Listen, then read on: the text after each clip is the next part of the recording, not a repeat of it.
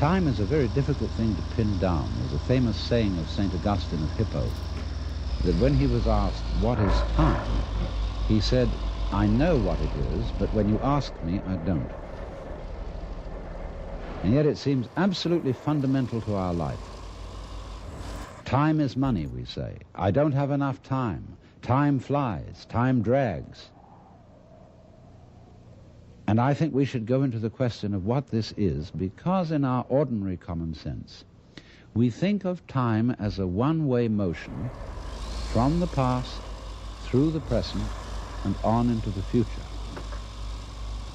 And that carries along with it another impression, which is to say that life moves from the past to the future in such a way that what happens now and what will happen is always the result of what has happened in the past. In other words, we seem to be driven along. You know, once upon a time it was fashionable in psychology for people to speak of man's and animals' instincts. That we have, for example, an instinct for survival, an instinct to make love, and so on. But nowadays that word has become unfashionable, and psychologists tend instead to use the word drives, and to speak of the need for food as a drive, the need for survival or for sex as drives. And that's a very significant word, because it's brought out, isn't it, by people who feel driven. I must say, personally, if I feel hungry, I don't feel driven. Also, if I feel lusty, I don't feel driven. Because I don't say, oh, excuse me, but I have to eat.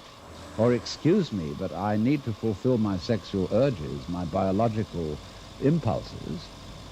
I say, hooray, I identify myself with my drives. They're me. And I don't take a passive attitude towards them and apologize for them.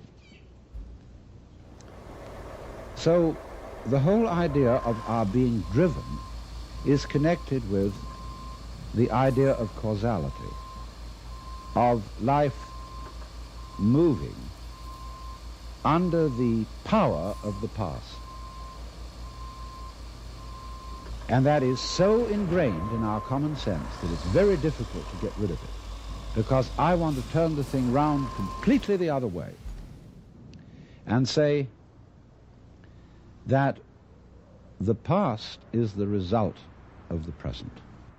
Let us suppose, just for the sake of example, that this universe started with a big bang, as some cosmologists believe.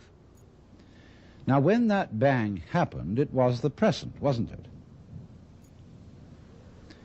And so the universe began in what we will call a now moment. Then it goes on doing its stuff. And always, when any event that we now call past came into being, it came into being in the present and out of the present. That's one way of seeing it. But before we get further involved in this, I want to draw your attention to a fallacy in the very common sense idea of causality. That events are caused by previous events, from which they flow or result necessarily. To understand the fallacy of that idea, we have to begin by asking, what do you mean by an event? Let's take the event of a human being coming into the world. Now, when does that event begin? Does it occur at the moment of parturition, when the baby actually comes out of its mother? Or does the baby begin at the moment of conception? Or does the baby begin when it was an evil gleam in its father's eye? Or does a baby begin when the spermatozoa are generated in the father, or the ovum in the mother. Or could you say a baby begins when its father is born, or when its mother is born? All these things can be thought of as beginnings. But we decide, for purposes of legal registration, that a life begins at the moment of parturition, and that is a purely arbitrary decision. And it has validity only because we all agree about it.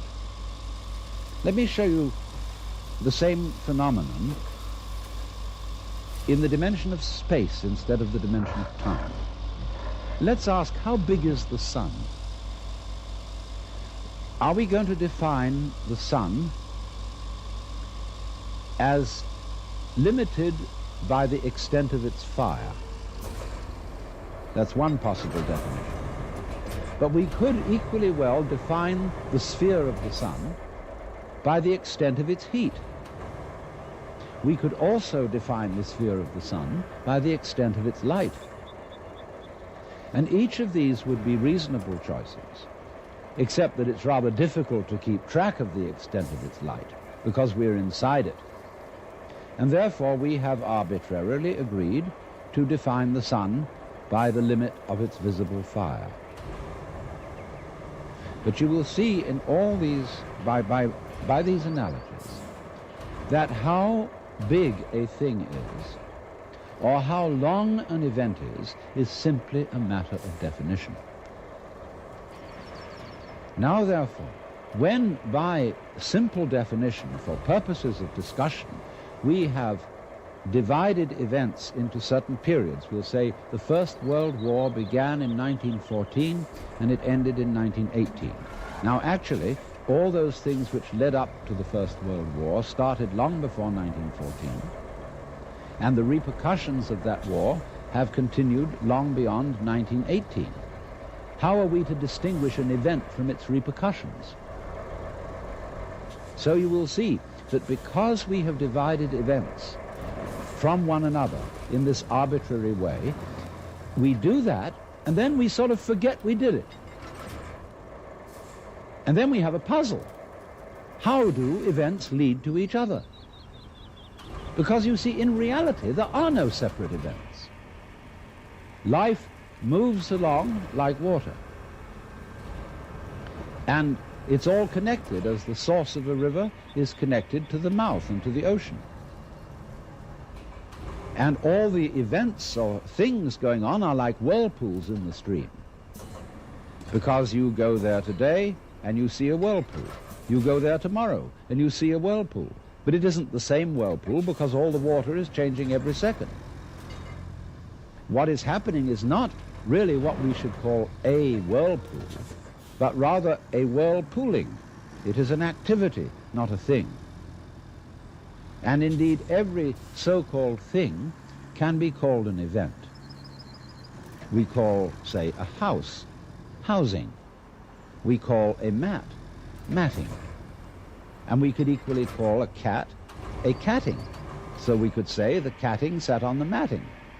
And we would thereby have a world in which there were no things but only events. To give another illustration, a flame is something we say, there is a flame on the candle. But it would be more correct to say, there is a flaming on the candle, because the flame is a stream of hot gas. Let's take another amusing example. We say fist, and fist is a noun. And fist looks like a thing, but suddenly what happens to the fist when I open my hand? See, I was fisting. Now I'm handing it to you.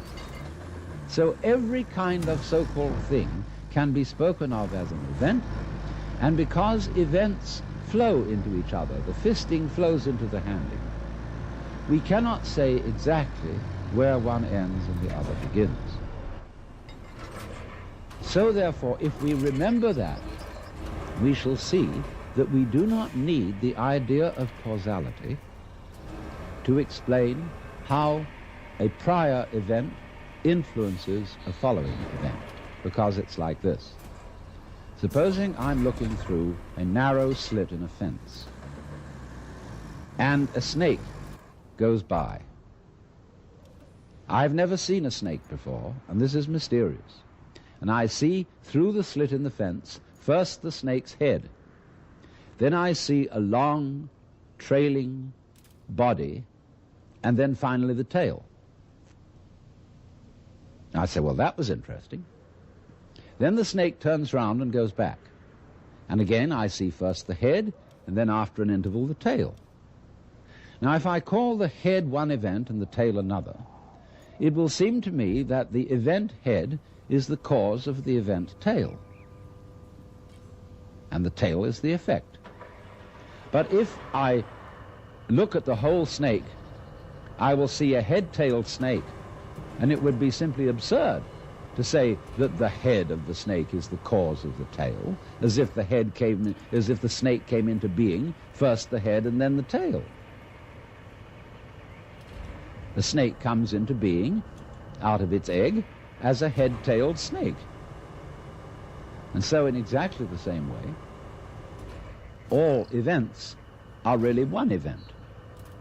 We're looking, when we talk about different events, we're looking at different sections or parts of one continuous happening. And therefore, the idea of separate events which have to be linked by a mysterious process called cause and effect is completely unnecessary. But having thought that way, we think of present events as being caused by past events, and therefore we tend to regard ourselves as the puppets of the past, as driven along by something that is always behind us. Now, to overcome this impression, it's very simple. You begin again with an experiment which I suggested in a previous talk about meditation. Approach the world through your ears. If you shut your eyes and make contact with reality purely with your ears, I mean, it's kind of silly perhaps to shut your eyes when you're looking at television, but do it just for a moment. And you will realize that the sounds you are hearing are all coming out of silence. You hear, and it fades away, fades, fades, fades, fades, and finally disappears. It's a curious world, this, isn't it? Because you hear all the realities in it, the sounds, suddenly coming out of nothing. You don't see any reason for them to begin. They just appear, and then they echo away through the corridors of the mind, which we call memory. Now, if you open your eyes, it's a little harder to see this with your eyes because, unlike sounds, the eyes sound static. Or rather,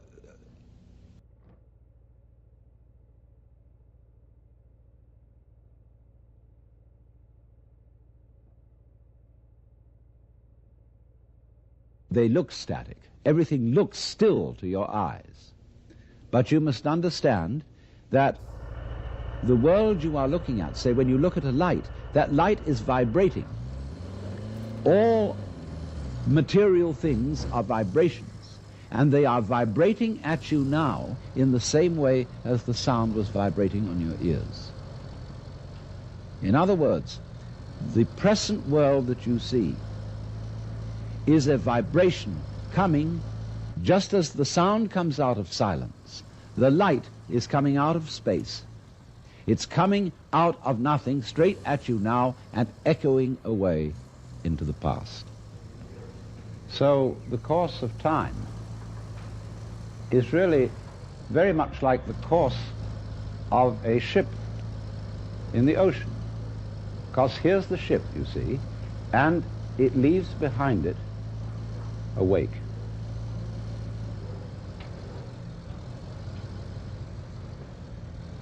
And the wake fades out. And that tells us where the ship has been in just the same way as the past and our memory of the past tells us what we have done. But as we go back into the past, and we go back and back to prehistory, and we use all kinds of instruments and scientific methods for detecting what happened, we eventually reach a point where all record of the past fades away in just the same way as the wake of the ship. Now, the important thing to remember in this illustration is that the wake doesn't drive the ship any more than the tail wags the dog.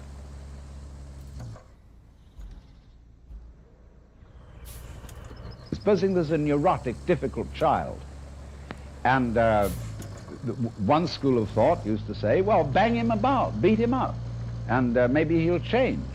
But then they said, oh no, that's not fair to the child to beat him up because it was his parents. They didn't bring him up properly. And so then they say, well, punish the parents. Or the parents say, excuse me, but our parents were neurotic too, and they brought us up badly, so we couldn't help what we did. And so since the grandparents are dead, we can't get at them. And in any case, supposing we could, we would pass the whole blame back to Adam and Eve in the Garden of Eden. And they say they started all this mess. But then Eve would say, no, the serpent tempted me and I did eat, and it was the serpent's fault.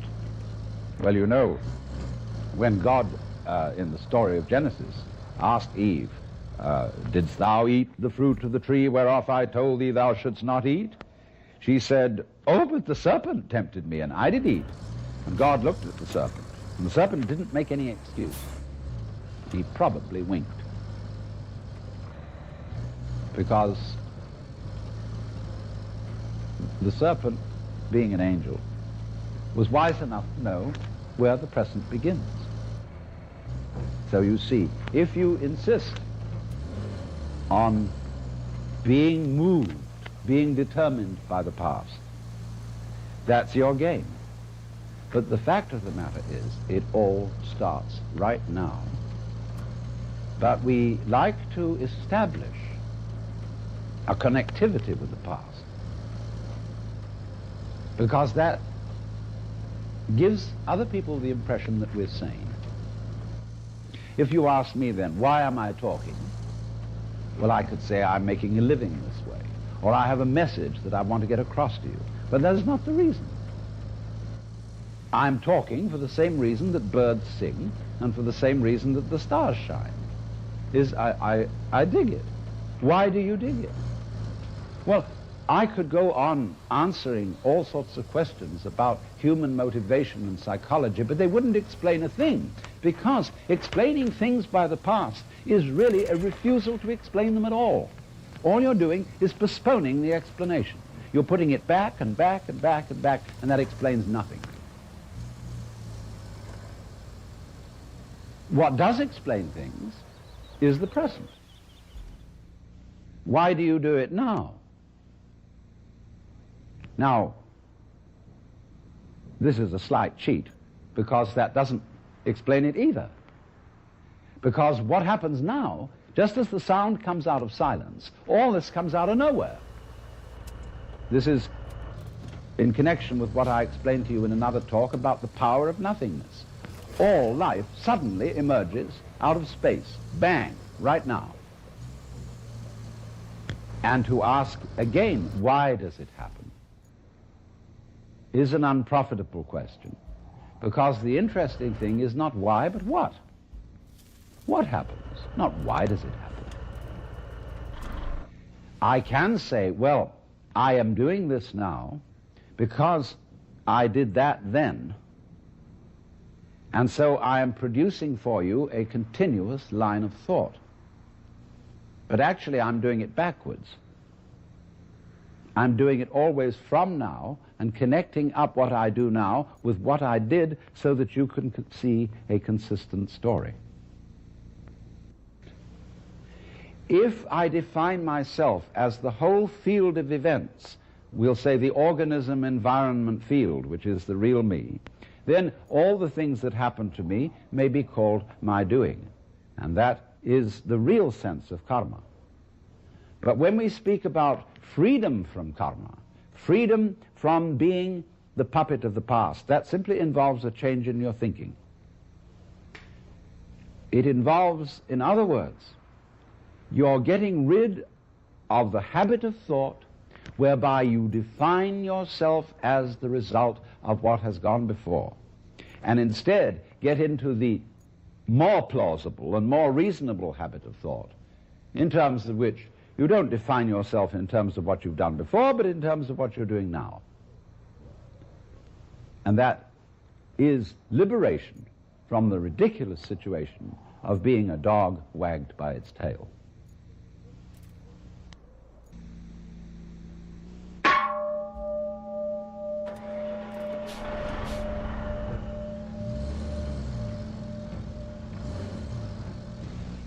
Tonight I want to tell you 3 fantasies, all of which have something in common. The first fantasy is about reproduction. We use the word reproduction in 2 principal ways. When we talk about the biological reproduction of the species, and when we talk about making a good reproduction of something in terms of a painting, a photograph, or a recording, or a videotape. And what is all this about reproduction in that direction? Hundreds of years ago, kings of Europe who wanted to form feudal alliances by marrying the princesses of far-off states would have painters send portraits of the lady in question to see if His Majesty approved of her before he got her. And there's a famous story in which Henry VIII of England was badly cheated in this respect by a too flattering portrait of Anne of Cleves. And therefore there grew up a kind of morale among artists in the European tradition to make faithful reproductions of people. And they perfected their technique, beginning with the marvelous work of the Renaissance painters and the Flemish painters, and going on finally to what was called art officielle in the 19th century. We got what we now call photographic realism. But then they said, isn't there some more scientific way of doing this? And so they discovered the camera. And first of all, there were, remember those brownish daguerreotypes? And people said, well, that is pretty. It really looks like Grandpa, doesn't it? And then they said, but several things missing. It isn't colored. So first of all, they tinted them. And then they said, well, it's real lifelike. But then they went on to say, but there are some people whose whole style of life, whose personality is in the way they move. And if you just take a static shot like that, the personality isn't there. It's the way they go. So they said, we've got to have some way of making people move. So they invented the movies. And I remember when the first movies came out, they were all going everybody was going, in a jerky way. Then they smoothed it out and they said, oh, that's real lifelike. But they said then, but there's another thing about reproducing people, which is that they talk, and a whole lot of their personality is in the voice. So can't we have them talking at the same time that they move? So they invented the talkies. And then to get it more lifelike still, they colored them. They said, wow, now we're really getting somewhere. Then, to make it even more real, they put it in 3D. And you had to wear sort of spectacles over your face to see it that way. But then they went on to say, why is it that every time we want to see one of these things, we have to go down to the center of town? Can't we have it all at home? And so television came on. And in television, they first of all started out with black and white, and it was kind of like Robert Benchley once described the cuts in French newspapers as all looking as if they'd been made on bread. Well, that was television in a certain period. And then they improved it, and then they colored it, and that's where we are now. Not quite. Because somebody has come out with the thing that we shall all be seeing soon, which is the hologram. A television image produced by laser beams, where you see a three-dimensional figure out in the air in front of you. You say, isn't that marvelous? Whew. And then, but of course, when you go up to it and you put your hand on it, your hand goes right through it. You can't touch it. And you see, that was always the trouble with television, because you look at whatever you're seeing behind a screen. It's intangible, it doesn't smell, and it won't relate to you. So these are further problems to be solved in the techniques of electronic reproduction. And they'll do it. They'll first of all manage a way in which the electronic emission sources can solidify and make the air vibrate, so that you go up and you touch the figure and you won't be able to push your hand through it, because the air will be going faster than your hand. Imagine that. You can actually, if there's a beautiful dancer on the television, you'll be able to go up and embrace her. But she won't know you're there, and she won't respond to you. And you'll say, well, that's not very lifelike. Just as they once said, if the photograph doesn't move, it's not very lifelike. If it doesn't talk, it's not very lifelike. They'll next say, if the reproduction in 3 dimensions solid doesn't respond, it's not very lifelike. So they'll have to figure out a technique for doing that. What will they do? Well, I'll tell you. Sitting in your home, where you're watching the scene on a kind of stage now, not on a screen, there'll be a TV camera observing you. And that TV camera will report back everything you do into a computer. And the computer will so manage each bit of information, that's to say, each tiny little granule unit of information going into the image that you're looking at, that it will immediately decide what is the appropriate response to the approach that you are making to the image. Won't that be crazy? You know, she may slap you in the face, and she may kiss you. You never know. But then, you say, no, this is still not really the kind of reproduction we wanted. What we wanted when we looked at this scene is to be able to identify with one of the characters. We wanted to not just watch the drama that's being performed on the stage in front of us, but actually get into it. And so we want to be wired in with electrodes on the brain, so that we will actually feel the emotions of the people acting on the stage. And so eventually we will get absolutely perfect reproduction, and we will be able to see that image so vividly that we shall become it. And so the question arises, could that be where we are already? Are we a reproduction which over the centuries of evolution has worked out to be a replica of something else that was going on, and we are where we always were? Now the next fantasy concerns the idea that every living being thinks it's human. And that means a plant, a worm, a virus, a bacterium, a fruit fly, a hippopotamus, a giraffe, a rabbit. That all these beings, wherever they feel out from, as we feel out from our bodies, feel that they're in the middle. That is to say, wherever you look, you turn your head around, and you feel you're in the middle of the world. You feel you're the center.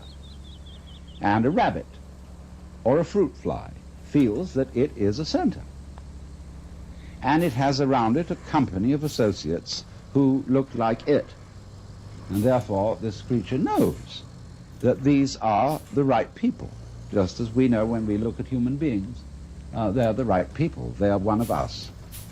Only, of course, we have to make distinctions, because you never really know that you are you and that you are really in the right place unless you can contrast yourself with some other people who are, after all, not quite in the right place, and some other people who are very much in the wrong place.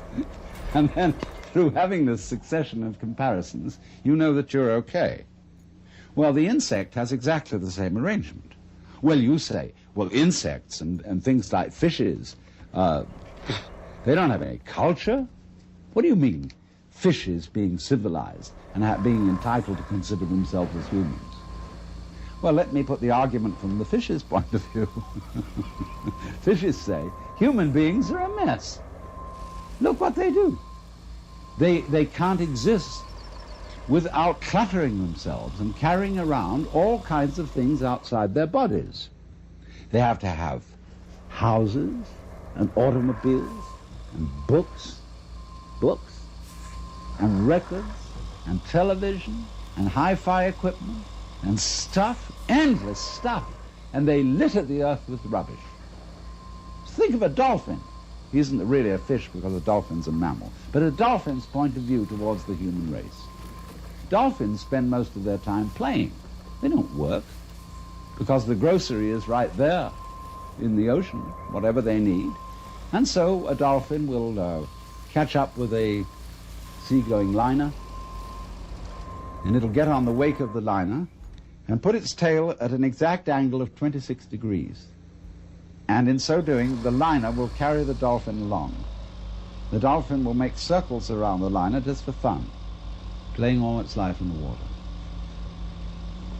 And we know that a dolphin's brain is as big, if not bigger than ours, that it's incredibly intelligent, that it has a language which we can't decipher. And the person who knows most about dolphins in the United States, Dr. John Lilly, is a friend of mine, and he said he came to the conclusion that dolphins were too smart to tell us their language. So he abandoned this project. He said he would no longer keep such a highly civilized being in the concentration camp of the zoo, and that it should go back to the ocean. So the point is, though, that not only dolphins, but every organism that has any sensitivity in it whatsoever considers itself to be the center of the universe. Now, it has its problem. There's a Zen poem which says, "The morning glory which blooms for an hour differs not at heart from a giant pine that lives for 1,000 years." In other words, an hour is a long life to a morning glory. 1,000 years is a long life to a pine. And our 4 years and 10, or as the insurance company's actuarial tables put it, somewhere between 65 and 70 years as an average human life, seems about the right length of life. I mean, there are people who want to go on and are in quest of immortality and have their bodies frozen in case there should develop in the future some technique by which they could be revived. But I really don't go for that idea, because nature has mercifully arranged the principle of forgettery as well as the principle of memory. If you always and always and always remembered everything, you see, you would be like a piece of paper which had been painted over and painted over and painted over until there was no space left, and you wouldn't be able to distinguish between one thing and another. It's like when a whole bunch of people start to scream and make noises and out-scream each other, and soon you can hear nobody. So in that way one's memories become screens, and nature mercifully arranges that the whole thing be erased, and you begin again. You see, it doesn't matter in what form you begin, whether you begin again as a human being, or as a fruit fly, a butterfly, or a beetle, or a bird. It feels the same way that you feel now. So we're really all in the same place. And we all have above us things much higher than ourselves. And we all have below us things that we feel are much lower than ourselves, just as there are things out there on the left and things out there on the right, and things in front and things behind. Because you're the middle. You're the middle everywhere, always.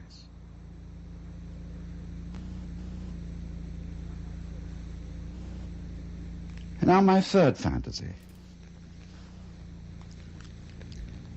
Nobody has, it seems to me, really seriously asked the question, how do stars begin? Why? How out of space do these enormous radioactive centers arise?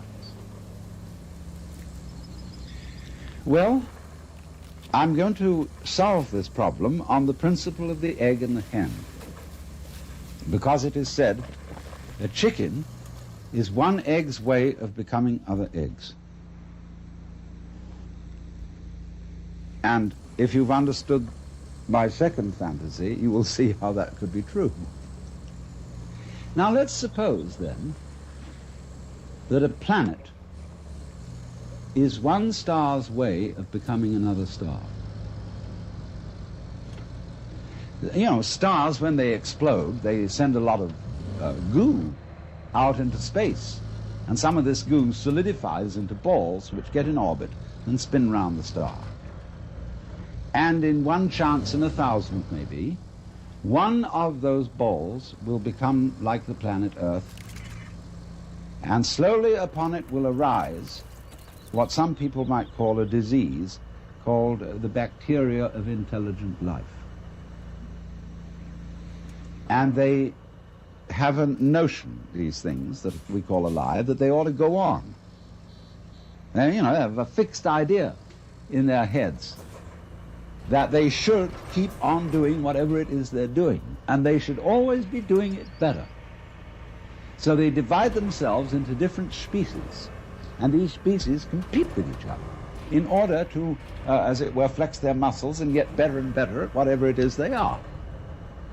And they go on doing this until one species really establishes itself as top species in the particular area on the particular planet. As we, human beings, Homo sapiens, have established ourselves as top species on Earth, whatever top means. Well then, when we have a little leisure and don't have to spend all our time finding food to put into our mouths, we start asking questions. And we look around at each other and everything and say, what is this? I mean, what's going on here? Well, some people say, that's a stupid question to ask. Why don't you just go on doing your work? Go hunting, go farming, go doing your business. They say, no, there are higher things. And so they create a special class of people who are in India called Brahmins, among us, philosophers, scientists, theologians, thinkers. And they go into this question. And they're allowed to stop farming, to stop hunting, to stop mining, to stop scrubbing floors, and to go to very special places called universities, where they can sit around and think about what is going on. Now they think about this. First of all, they do what they call philosophy, which is they try to say what it means, what does the word be? What does the word exist mean? What do we mean when we say we're here? Well, they find they can't discuss that very far, because the word stops meaning anything. It sort of becomes a noise. They say, no, we're not really getting to the point. What we've got to do is, instead of thinking all the time and just theorizing and talking words about what's going on, we've got to investigate it experimentally. We've somehow got to look into this stuff that we call reality, the material world, and find out what it is. So they start chopping it up. See? They go into flowers and they chop up the seeds and they look into the middle of the seeds. They find something there and then they have to get a magnifying glass and look in on that and get smaller and smaller and smaller. And they reason they must eventually come to some particle called an atom. In Greek, atom means atomos, non-cuttable, what you can't split any further. So they come down to the atomos, that than which there is no whicher, they thought. But then they found they could split that atom. They could find the electron, the positron, the meson, etc., etc., etc., forever.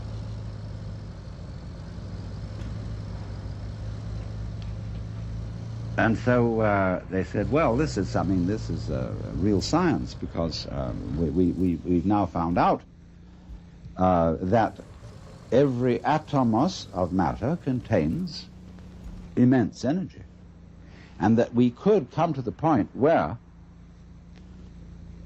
we could release the energy in the atom. And the trouble with intellectual people is that anything that can be done must be done. And so eventually, in the necessary course of the development of nature, they found out how to blow the earth to pieces and turn it into a star.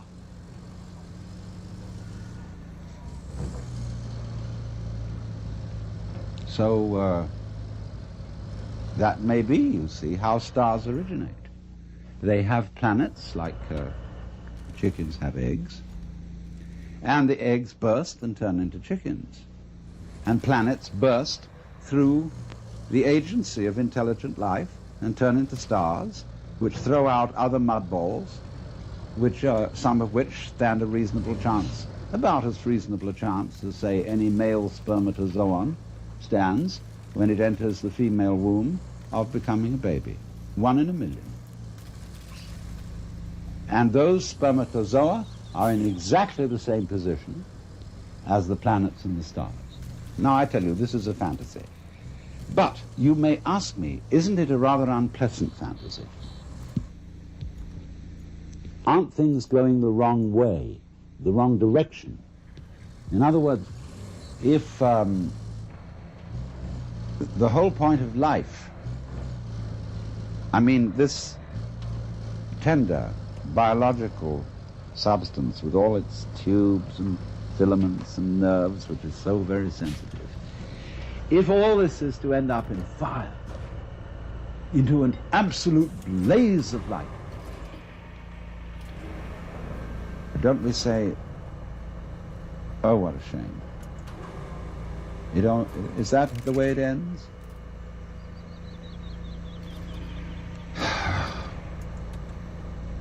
But so many people say that they want to see the light.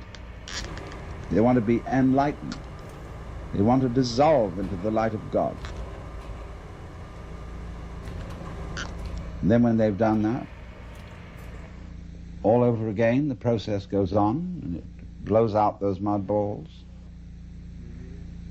And here are planets, and here once again, you're a baby.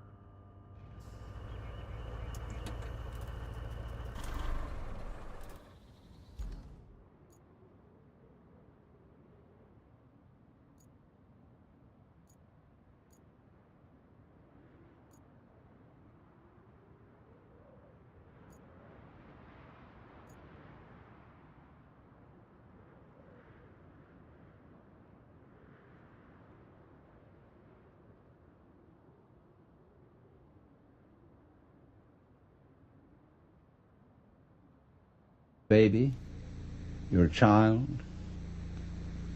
The flowers are brilliantly colored. The stars are gorgeous. The smell of the earth, the sound of the rain, everything is marvelous once again. And once again you see the other, the man, the woman that you love, as if it had never happened before. And it all starts over again. And as it goes on, it gets more and more intense. All the problems get more and more problematic. And you find you're wrestling with something you can't control. You've got to control it, but you absolutely can't control it, like all the problems of the world at the present time. The whole scene is completely out of hand. And we feel we're going to our doom, because we're going once again towards the birth of a star, which is the most creative thing there is. Now, if you think about this for a while, you see, well, put forward 3 fantasies, all of which have a cyclic quality. We reproduce, not only biologically, but we reproduce artistically, technically. Just for a moment, I want to put in an aside about biological reproduction. See, when I think back to my grandfather, whom I knew fairly well,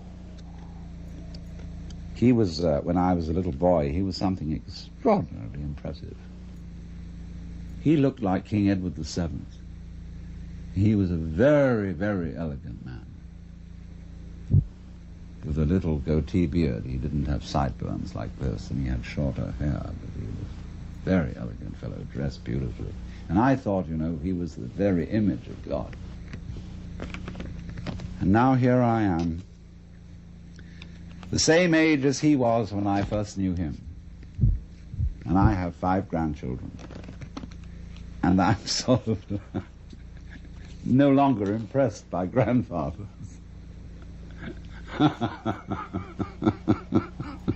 I know, here I am. I'm one of them too. And this is the same idea, you see, of the round. That we are almost perpetually in the same place, as the French proverb says, plus ça change, plus c'est la même chose. The more it changes, the more it's the same thing. Well, that means then, you see, that existence, the feeling of being, is a sort of spectrum. Just as light is at one end red and at the other end violet. And you have to have these extremes in order to have color at all, in order to know light. So you see, likewise, we have to have the experience that there is somebody else, something else going on altogether out of our control, in order to have the experience of being me.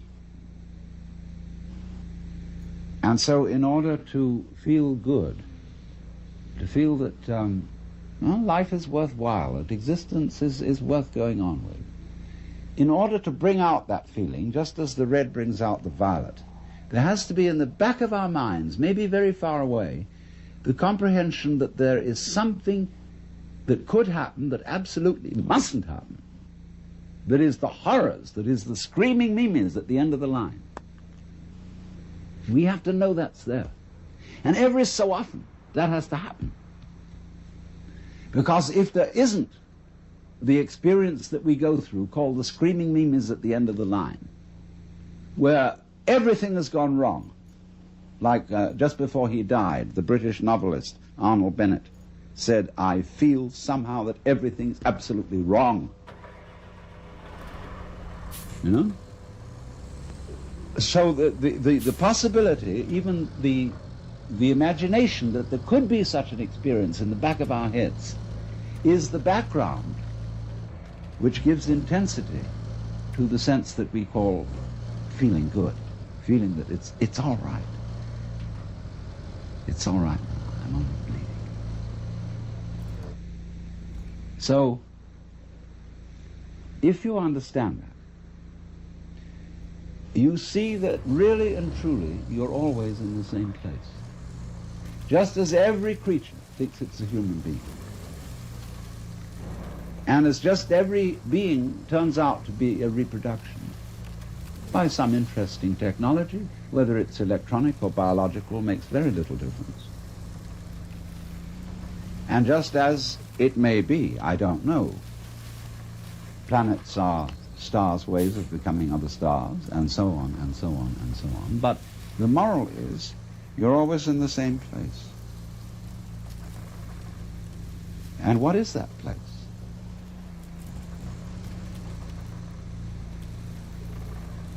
You can ask yourself very, very, I won't say seriously, because this isn't really serious, it's sincere. Ask yourself very sincerely, if that is so, if, in other words, the place in which you are now is the place where everything and everybody else really is, only there's an arrangement to pretend that you ought to be somewhere else. So, the place where you are. So, why don't you go ahead and use that crane, since you were so good with it last time? Not that I was watching.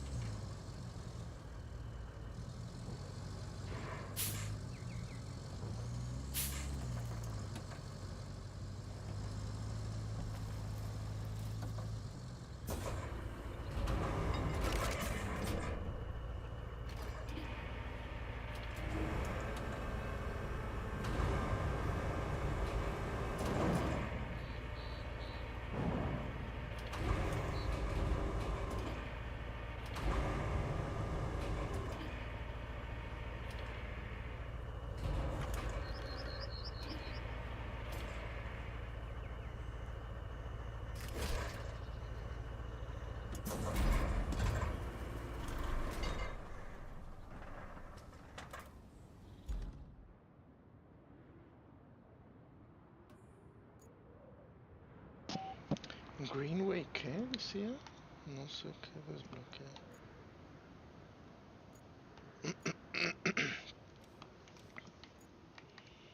Electricity.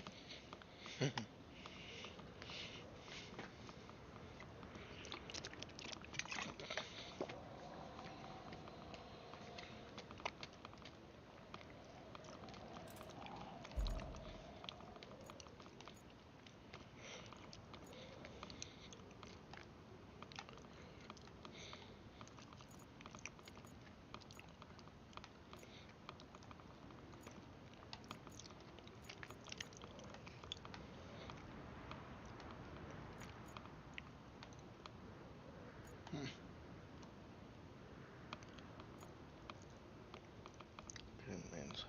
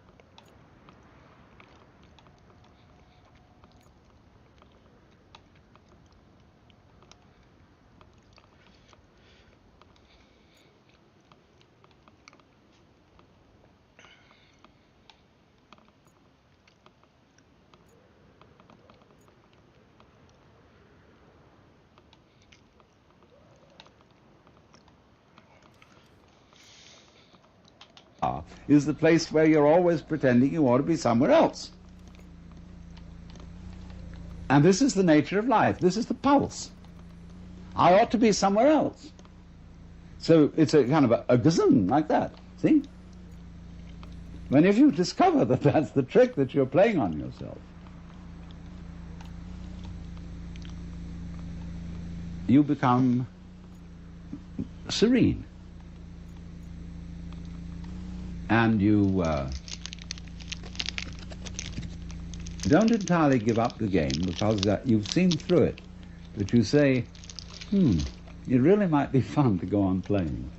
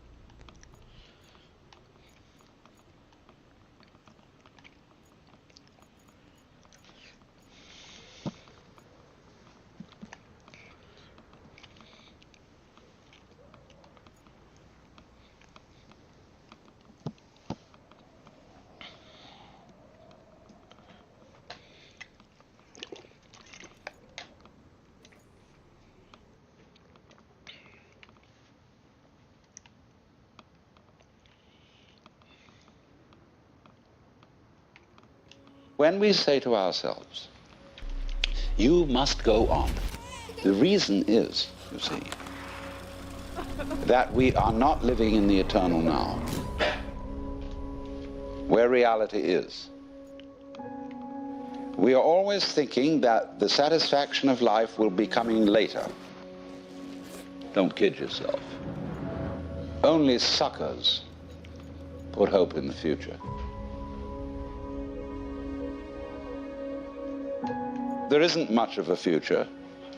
You're going to die. So, therefore, this hope for the future is a hoax. It's a perfect hoax. Because you're not fully alive now, you think maybe someday you will be. Look, supposing I ask you, what did you do yesterday?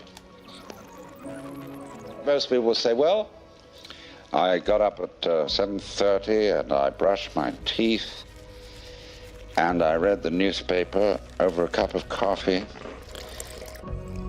and then I looked at the clock and dressed and got in the car and drove downtown and did this and that in the office and so on, and you go on and on and on, and you suddenly discover that what you've described has absolutely nothing to do with what happened.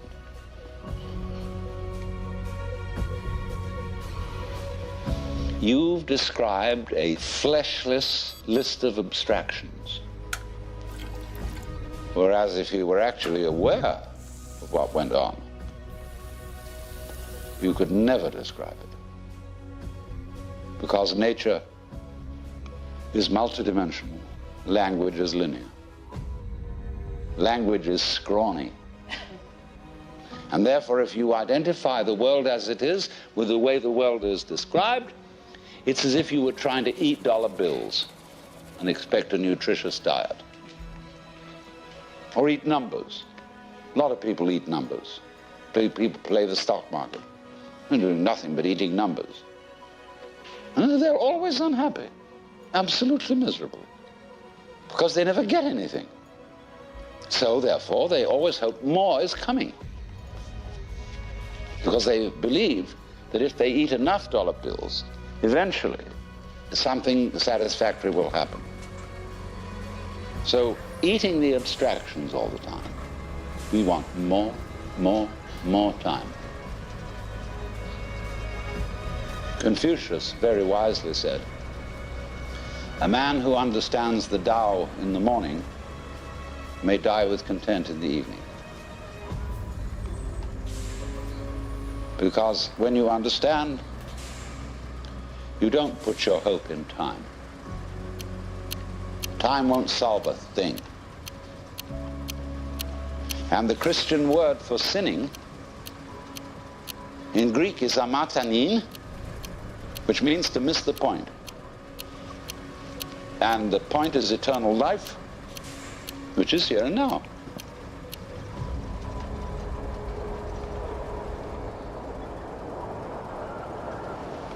But until there is silence of the mind,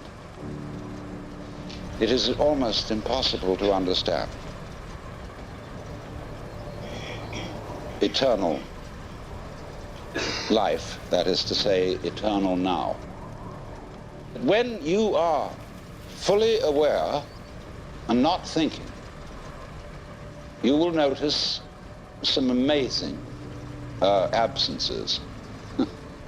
There is no past. Can you hear anything past, incidentally? Can you hear anything future? They're just not there to the plain sense of one's ears. Well, I remember in the Sermon on the Mount that Jesus said a lot of things about this. Consider the lilies of the field, how they grow. They toil not, neither do they spin. And yet Suleiman in all his glory was not clothed like one of these. And if God so clothes the grass of the field, which today is and tomorrow is cast into the oven, shall he not much more clothe you, faithless ones? Wow. So, do not worry about tomorrow, saying, what shall we eat, what shall we drink, or how shall we clothe ourselves? Oh, the rabble seeks after these things. Sufficient to the day is the worry of it. Nobody ever preaches a sermon on that text. Never. I've heard lots of sermons. And never one on that one, because people say, look, that's all very well, because Jesus was the boss's son. And he knew, you see, that he was really in charge of the universe, and he'd nothing to worry about. But we have to be practical. Oh? What do you suppose the gospel was? The good news. Do you know it never got out?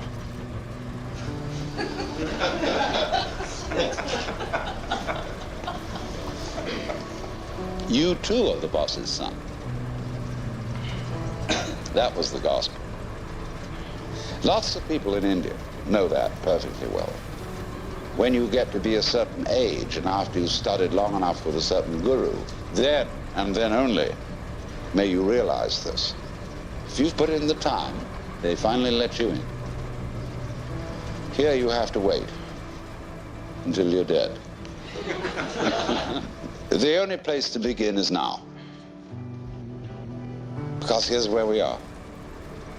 So why put it off? A lot of people say, well, I'm not ready. What do you mean you're not ready? What do you have to be ready? I'm not good enough.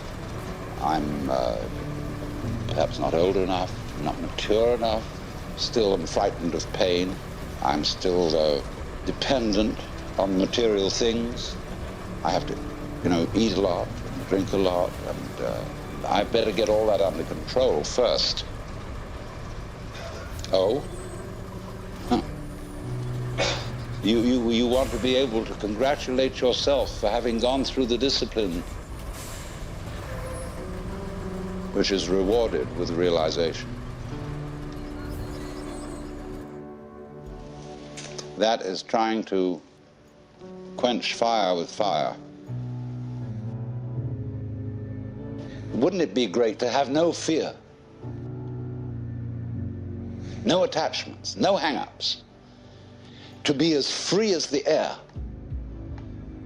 Wouldn't it be crazy to have that courage? And you look into yourself honestly, and you find that inside you're actually a quaking mess of sensitivity. Running away from the quaking mess. Escaping. You never can. There's nothing you can actually do to transform your own nature into unattached selflessness, because you have a selfish reason for wanting to do it. What does it mean that you can't do anything about it? It's singing loud and clear. The reason you can't do anything about it is that you don't exist. You, as you conceive yourself to be, that is your ego, your image of yourself, isn't there. It doesn't exist. It's an abstraction. Well, when you understand that, you're liberated. There's the happening, the suchness, yes, sure, you bet. But it's not pushing you around because there's no you to be pushed around. So, this illusion of the persecuted ego who is pushed around by fate, it's altogether disappeared. And so, likewise, the illusion of the ego who pushes fate around has also disappeared. There's a happening. By dying to yourself, by having become completely incompetent and found that you don't exist, you're reborn. You become everything. In the words of Sir Edwin Arnold, foregoing self, the universe grows I.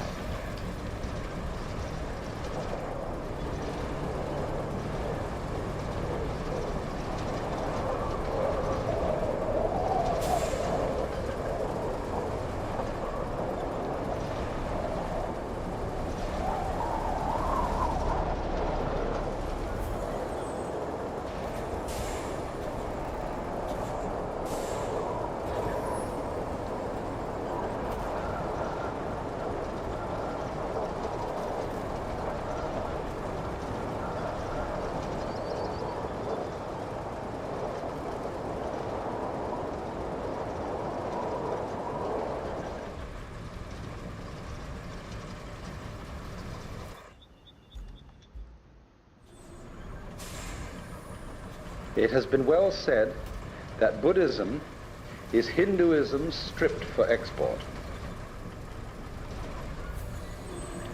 You see, Hinduism is a way of life that goes far, far beyond what we in the West call religion. It involves cookery, everyday family life, house building, just everything. It's the whole Hindu way of life. And so you can't export it, just as you can't export Shinto from Japan. It belongs to the soil and the culture. But there are essential elements in it that can be transmitted outside the culture of India. And Buddhism is one of the ways of doing just that.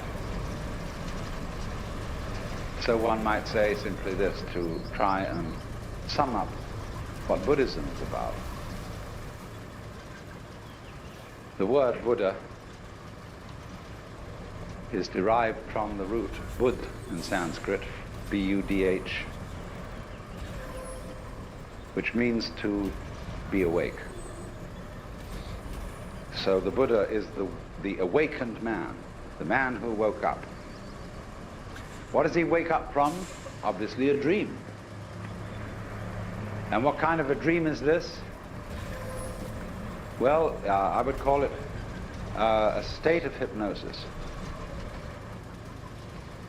And this state of hypnosis, although I'm using hypnosis in a rather archaic sense of the word, is a state of being entranced, spellbound, fascinated,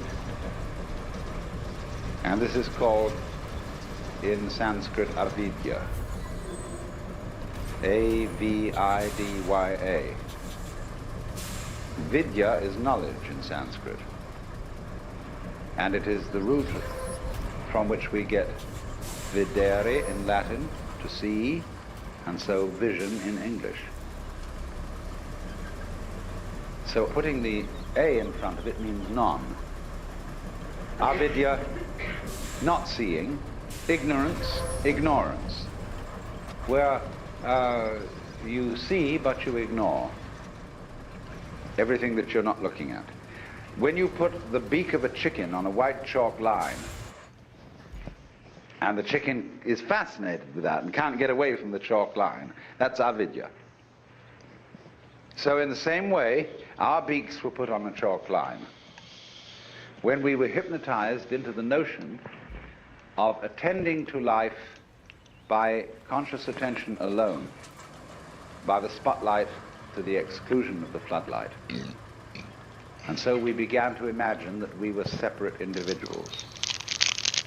What is called in Buddhism Sakhaya Drishti, the view of separateness. And a Buddha is one who has overcome that. He is awakened from that illusion, from that state of hypnosis, and he knows that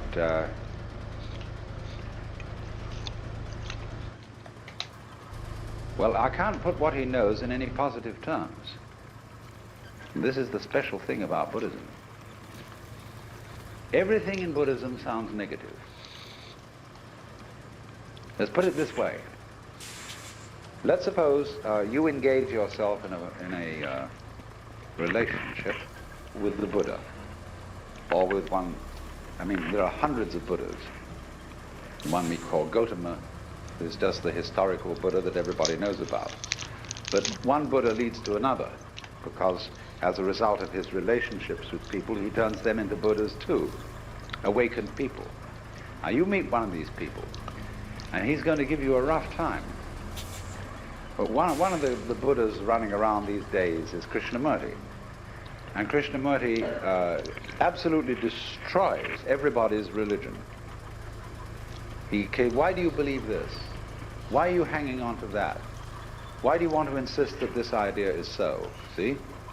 And he shows you that all your fixed formulations, all the ideas to which you cling, are spurious. And then you suddenly get into a kind of vertigo. dizziness, that you feel suddenly that you're no longer standing on the firm ground, but that the universe has suddenly turned into water, or worse, air, or worse still, empty space. There's nothing to hold on to. Now you see, often when one discusses religion with people, they say, well, I need a religion because I need something to hold on to. Well, that's the way not to use a religion. Because if you use religion as something to hold on to, your religion is an expression of unfaith. Faith is where you let go, not where you hold on. When the cat falls off the tree, the cat relaxes, you see. And so the cat lands with a soft thud and doesn't get hurt because the cat has faith. But if the cat in midair were suddenly to grab itself with all 4 feet and tighten up, see, it'd be hurt. And that's what people do when they say, rock of ages cleft for me, let me hide myself in thee. They want something to hold on to, see? And that is unfaith. So the method of Buddhism, it's called the Dharma, doesn't mean the law, it means the method.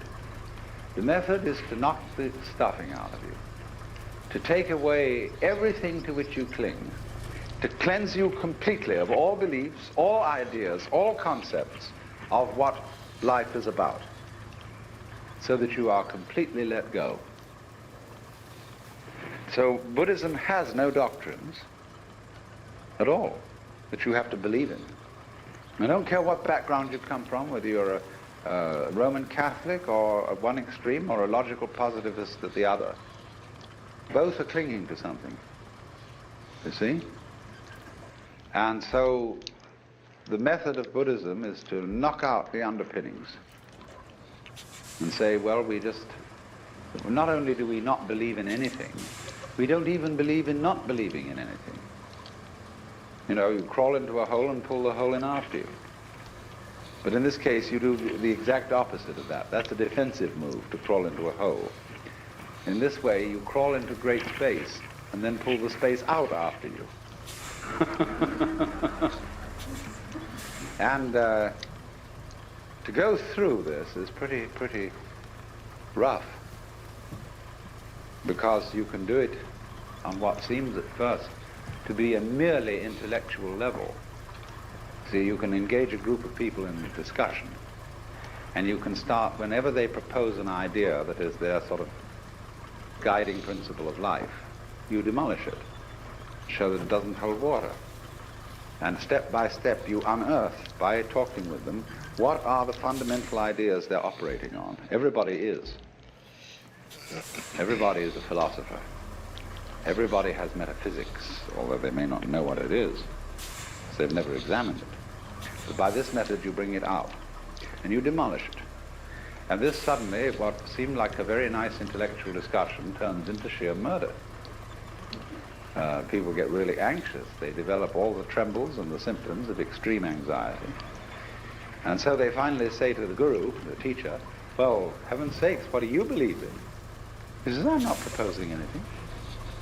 I didn't set anything up. Well, how do you navigate? How do you exist? This is what's the problem. Because you see, what we're moving from, as I suggested a moment ago, we're moving from a state of affairs where we're accustomed to navigation on land to a state of affairs where we're in the water. And this is very critical for today, because the impact of modern science on Western culture has been very similar to this. In Christianity, we sing hymns like How Firm a Foundation and Rock of Ages, Ein fester Burg, a mighty fortress is our God. We've something to stand on. The church's one foundation is Jesus Christ, her Lord, you know. And this firm thing. All right, suddenly all that disappears or becomes implausible. And we find ourselves swimming or sinking. Now, when you find that you're living in the midst of the universe of relativity, well, there's nothing you can hold on to. You've got to learn how to swim. And to swim, you've got to relax and stop grabbing. So this is what Buddhism does.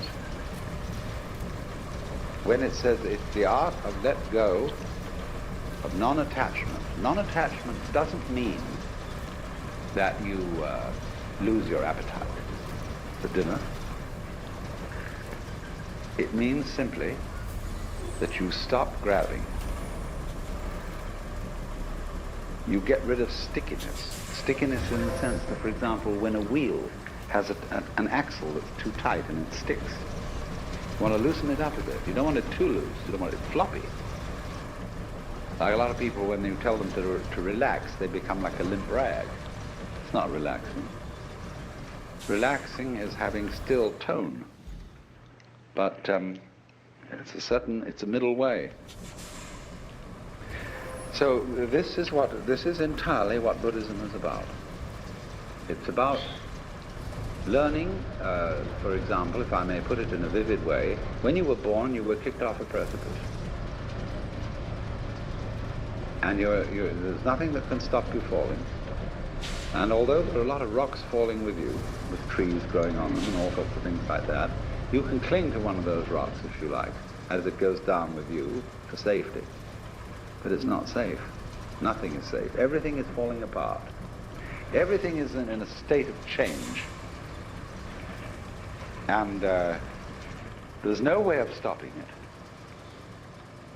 And when you are really resigned to that, and when you really accept that, then there's nothing left to be afraid of.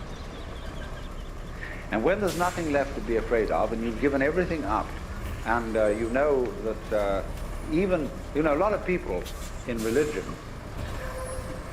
cling to suffering because they know they are right as long as they hurt. Oh, I bless the good Lord for my boils, for my mental and bodily pains.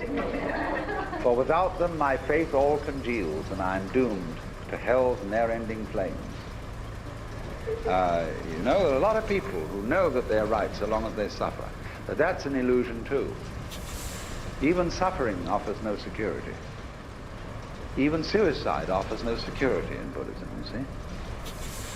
There is no security at all. You simply have to face this fact that everything is in flux and go with it. And so the question then is simply how to convince people of this, if anybody wants to be convinced. It's not the sort of thing you shove down people's throats. You don't convert them to this. Because if they don't want to be converted, they won't let go. So Buddhism therefore involves a very special relationship between the questioner and the person to whom the question is addressed, the pupil and the teacher. And now then, Buddhism came to China as early as 60 AD, but didn't at that time make a very great impression. It was not until about the year 400 that a very great Sanskrit scholar by the name of Kumarajiva came and started teaching Chinese scholars Sanskrit. And they worked with him to translate Sanskrit into Chinese. And they translated the Buddhist scriptures. They didn't, of course, do them all at that time, because the Buddhist scriptures occupy about as much space as the Encyclopedia Britannica. In fact, a little more. The Indians are great talkers. Well, anyway, they found that when they translated this into Chinese, you had to find equivalent Chinese words for the Sanskrit ideas, and they found these from the Taoist philosophy. Well, slowly then, Indian attitudes began to be modified by Chinese attitudes, because the Chinese read into these translations Taoist meanings. So things got a little altered. Now here came the alteration that is crucial. First of all, in Indian Buddhism there's very little humor. But Chinese life is full of humor. The greatest philosopher of China, Zhuangzi, is the only philosopher who is, I think, in the whole world, who is profoundly humorous. There's a book in the modern library, published by Random House, called The Wisdom of Lao Tzu. And this is translated by Lin Yu Tang, and he includes, along with the translation of Lao Tzu, huge sections of Zhuangzi. And this is absolutely fascinating because of the humor of it. Indian Buddhism had very little humor. Some, yes, but very little. Next, it was all tied up with celibacy, which to the Chinese was absolutely incomprehensible. Because Chinese civilization is rigged around the family to a far greater extent than ours is, which is saying something. And they just couldn't see any point or any wisdom in celibacy. When Buddhism came to China, it still retained a certain element of celibacy, but for different reasons than Hindu. The Chinese way of celibacy is not that sex is naughty, but it's terribly convenient not to have a wife.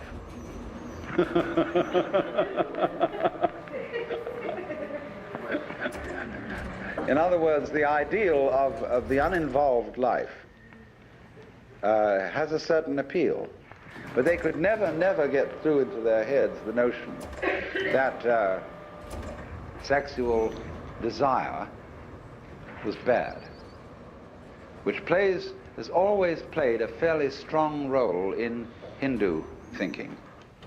Not in the same way as it has in the West. The Hindus don't have a guilt take on it. But they think that it dissipates your spiritual energies. And you see, in yoga, they envisage the idea that at the base of the spine, there is what is called the kundalini, the serpent power, or the force of psychic energy.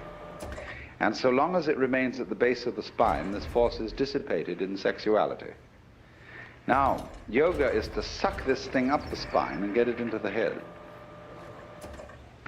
And so then you withdraw from the manifestation of this energy, or the dissipation of it, in sexuality, and it's put on a higher level. Only which end is up.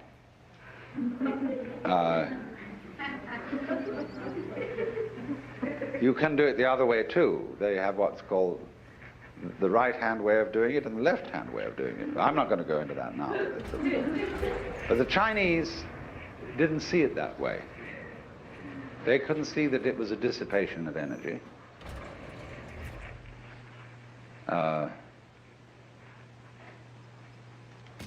So what they wanted to aim at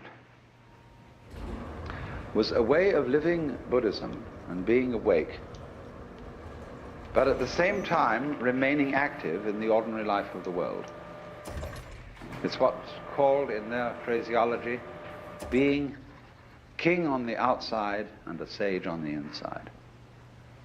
Managing practical affairs, completely involved in whatever life is, but at the same time inwardly living on top of a mountain, being cloud hidden, whereabouts unknown. So Chinese Zen is the preeminent expression of this, because it is the mixture of Indian Buddhism and Chinese Taoism plus a certain Confucian practicality. Zen developed out of the work of Kumarajiva, came into China, as I said, 400 or a little before. He had two disciples who began to work on Buddhism from a Taoist point of view, and they were actually the originators of Zen. Then apparently about shortly before 500, as the dates now check out, another Indian came to China whose name was Bodhidharma. And Bodhidharma was the person who touched off Zen as a specific movement. Bodhidharma had a pupil by the name of Eka, Huike in Chinese. Eka is Japanese pronunciation, like Zen is the Japanese pronunciation of the Chinese Chan.